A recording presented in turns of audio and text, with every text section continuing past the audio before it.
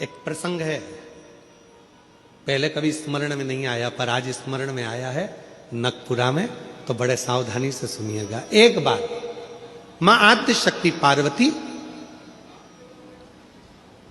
अपनी सखी गजमुखी के पास गई। क्या नाम था उनकी सहेली का? गजमुखी। जम के बोलो, गजमुखी। उनकी सखी गजमुखी के पास गई। ध्यान देना थोड़ा सा। एक शिवजी के गण नंदी और एक पार्वती जी की सहेली गजमुखी।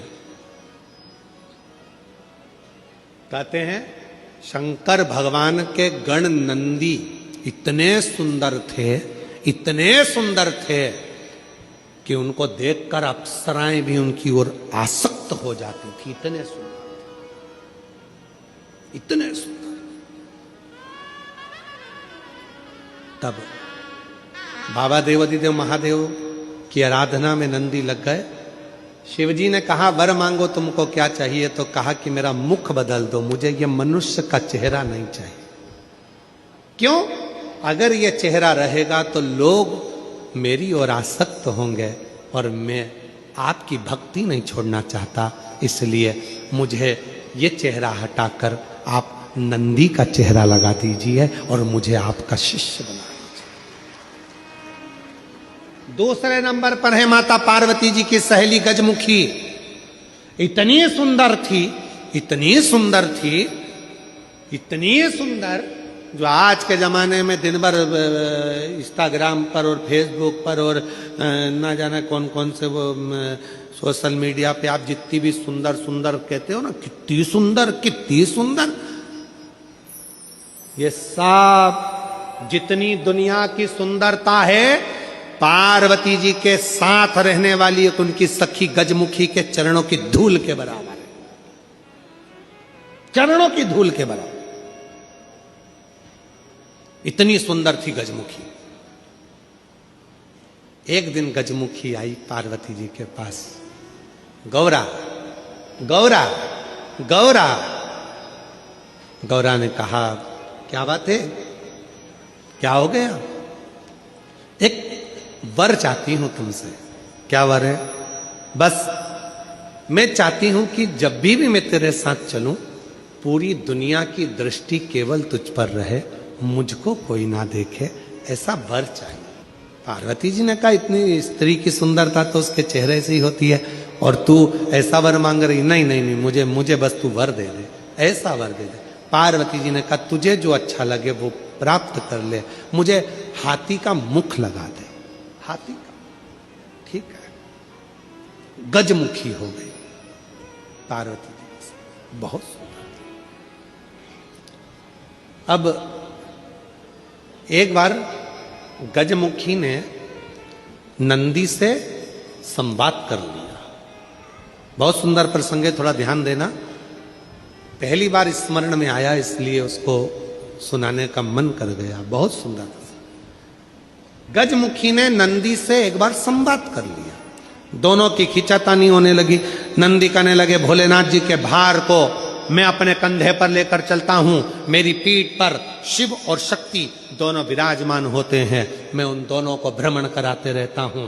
देखा मुझ में बल, मैं शिव और शक्ति को अपनी पीठ पर बिठाकर घुमाता रहता हूं। गजमुखी सुनती रही, सुनती रही। गजमुखी ने कहा रे नंदी, ये तेरा भ्रम है कि तू शिव को उठाकर लेकर जा रहा।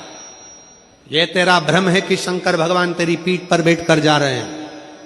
शंकर भगवान को लंका का राजा रावण भी ले जाना चाहता था, पर भगवान शंकर ने अपने अंगूठे को, मात्र पांव के अंगूठे के नख को इतना सा दबाया था और रावण ने पूरा बल लगा दिया था तो नहीं उठा पाया था। जरा सोच नंदी, वो तो शंकर भगवान की कृपा है तुझ पर, इसलिए शिव जब तुझ पर बैठते हैं हल्के हो जाते हैं, इसलिए तेरे साथ चले जाते हैं। पर नंदी मानने को तैयार नहीं।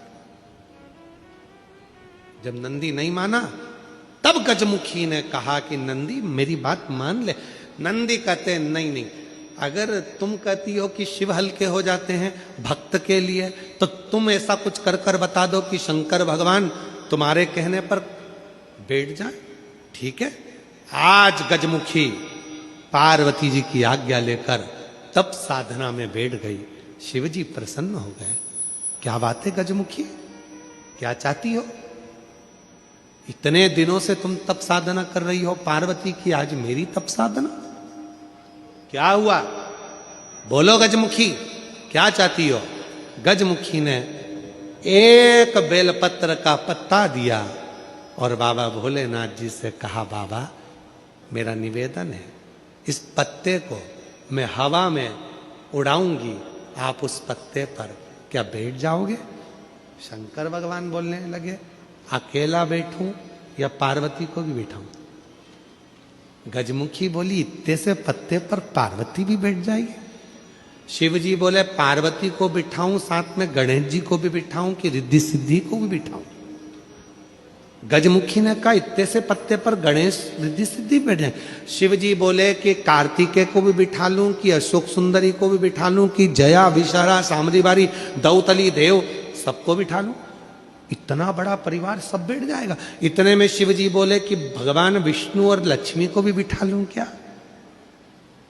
कहा विष्णु लक्ष्मी, तू कहे तो ब्रह्मा ब्रह्माणी को, ब्रह्मा ब्रह्माणी, इंद्र इंद्राणी, 33 कोटि देवता इस पत्ते पर बिठा देता हूं, बोल गजमुखी। गजमुखी मुस्कुराकर बोली, ये सब तो नहीं, केवल आप बैठ जाइए। गजमुखी ने शिव नाम लेकर पत्ते को शिवलिंग पर चढ़ाने के लिए बस थोड़ा सा उसको नीचे की ओर गिराया। उतनी देर में उस पत्ते के अधर पर मेरा शंकर आकर विराजमान हो गया। मेरा शिव, मेरा शिव उस पत्ते पर आकर विराजमान। आवाज लगाई, नंदी जल्दी आओ। तुम कहते थे मुझ में बल है, मैं शिव को पीठ पर बिठाता हूं। तुमसे ज्यादा बल एक बेलपत्री के पत्ते में है, जो पूरे 33 कोटि देवता को एक पत्ते पर बिठा सकता है। एक बेलपत्र के पत्र में वो बल होता है, एक बेलपत्र के पत्ते में वो बल होता है, पूरे ब्रह्मांड को वो अपने में समेटे रहता है।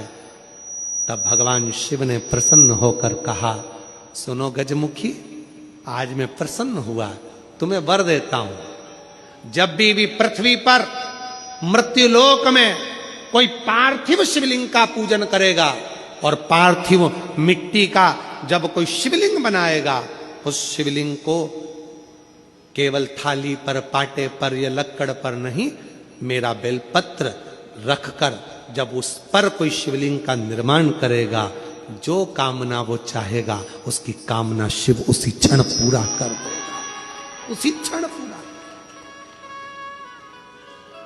आप में से कितने लोग हैं जो पार्थिव लिंग का निर्माण करते हैं? हाथ उठाओ। करते हो सब? वैसे नहीं करते होगे तो सावन में अपन लोग सब मिलकर ही करते। काय में बनाते हो? पात्र में। पात्र के अंदर जब शिवलिंग का निर्माण करते हो तो सबसे पहले नीचे एक बेलपत्र रखा, रखते हो? जम के तो बोलो, रखते हो ना? बहुत जरूरी। एक बेलपत्र क्यों?